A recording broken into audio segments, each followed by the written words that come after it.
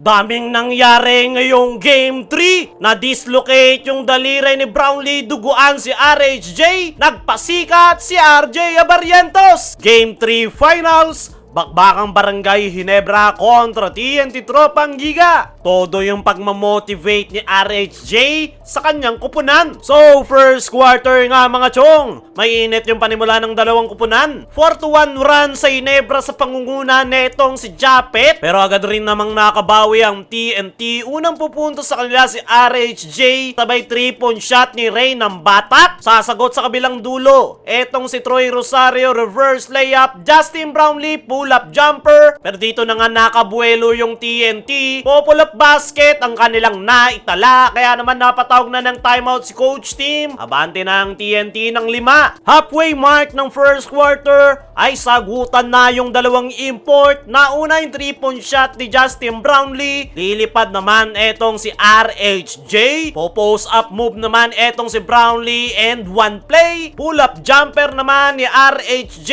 Matapos nyan, biglang ang uminit yung opensa ng Ginebra. Unang 3-point shot ni Jamie Malonzo. Lamang na sana ang Ginebra sa 3-point shot na yan ni Stephen Holt. Ang kaso nga lang na review at no count. Kaya natapos ang first quarter. Tabla tayo sa 17. Pagpasok ng second quarter, palitan lang ng kalamangan yung dalawang kupunan. Naipasok ni Jamie ang kanyang pangalawang 3-point shot. Sasagutin nga yan ni Glenn Cobuntin at RR Pugoy. 5 straight points ang TNT. Ito namang si Jamie nag-aala Air Jordan. Binuenas naman si Ray ng batak. Pumasok pa yung kanyang 3-point shot. Sinagot agad yan ni RJ Abarrientos. 8-minute mark. Tumba si RHJ matapos mabagsakan si Poy Eram. Mga gwardya ng TNT ang tumatrabaho. Pugoy, Glenn Cobuntin, aggressive to the basket. Pero intensity naman ang ipapakita ni Jamie, kinain si Eram. Babang kalamangan ng TNT, 30-29. Under 5-minute mark, grabe yung hustle na ipinapakita ni RJ. Ganda ng depensa. Nakalusot pa sa ilalim. Scotty with a 3-point shot. Grabe yung ipinapakita ni RHJ. Turnover na, nagawan pa ng paraan. RR Pugoy, nakalusot na naman to the basket. Pero minira ng sagot dyan etong si Troy Rosario. Kasama niya nga dyan etong si Justin Brownlee. Nakikipagpalitan sa kanya etong si Randy Hollis Jefferson. Pero biglang ang uminit yung outside shooting ng Ginebra.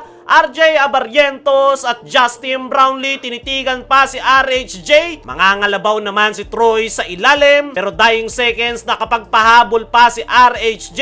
Kaya naman natapos ang first half. 42-48, 6-point lead para sa Barangay Ginebra. Leading scorer si Justin Brownlee with 17. RHJ naman 14 sa TNT. Pagpasok ng third quarter, mainit ang TNT. 12-2 run. 8 dyan manggagaling kay Rain ng batak. Nagpaulan ng 3-point shot. Nakalusot naman etong si Calvin Oftana, maging si Poy Eram sa ilalim. Kaya naman burado yung kalamangan ng Ginebra. Lalamang ng dalawa ang TNT. Mamatay sunog naman yung ginawa nitong si Brownlee, floater shot. Pero agad nga yung sinagot netong si Calvin Oftana. Grabe naman yung hustle netong Scotty, sabayan sa ilalim. At matapos ang 3-point shot ni Tony Cobuntin, ay tinamaan ng injury si Justin Brownlee. Na-dislocate ang daliri. Pero hindi nagpapatinag ang Ginebra. 3-point shot netong si Stephen Holt. Pero agad yang binura ni Calvin Oftana. Justin Brownlee pinasok na sa dugout. Kaya naman uminit na yung TNT. 3-point shot ni Aurin. Lobo na sa 5 abante ng TNT. Pero etong si Scotty ang bumubuhay sa Ginebra. Naistilan si RHJ. Layup sa kabilang dulo. Dying seconds, duguan si RHJ. Matapos tamaan ni Troy Rosario. Buenas naman si Oftana at natapos ang third quarter. 72-66, 6-point lead para sa TNT. Pagpasok ng fourth and final quarter, walang import ang dalawang kupunan. Troy Rosario nakalusot sa ilalim, pero mainit pa rin etong si Stingray. Pero etong si Scotty Thompson ang bumubuhay sa Ginebra, kasama niya si Jamie Malonzo. Baba na lang sa dalawang kalamangan ng TNT. 7-minute mark, RJ Abarrientos time. Snatch back, 3-point shot. Kasama niya rin dyan etong si Maverick Ahanmisi. Sasagot ng 3-point shot etong si Poy Eram. Grabe ang puso naman ang ipapakita ni RJ. Second chance points. Pero sasagot itong si Rondae Hollis Jefferson. Nagyayabang na si Poy Eram. Troy Rosario answering the call. Dukot sa ilalim. Pero nadali sila ni Ray ng Batak. TNT ang mananalo.